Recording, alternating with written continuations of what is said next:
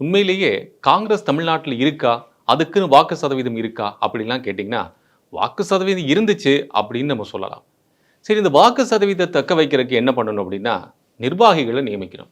அப்படி நிர்வாகிகள் நியமிக்கணும்னா, புதுசா வரக்கூடிய கட்சியோட தலைமை என்ன பண்ணுவாங்கன்னா, தங்களுக்கு வேணுங்கிற ஆளுங்கள வந்து எப்பவுமே நியமிக்கக்கூடியது ஒரு வாடிக்கையா இருக்கு அப்படிங்கிறத நம்ம பார்த்துட்டு வரோம். இத வந்து டெல்லிக்கு அவங்க கொண்டு போய் சொல்றதும், தங்களுக்கு வேணுங்கிற ஆளுங்கள நியமிக்கிறதும் தொடர்கதையா இருக்கு அப்படிங்கிறத பார்த்துட்டோம்.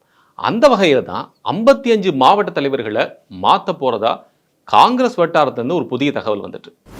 இந்த விவகாரம் உண்மையா இல்லையா அப்படின்னு தெரிஞ்சுக்க நம்ம மாவட்ட தலைவர் ஒருத்தர்கிட்ட சூசகமா பேசணும்.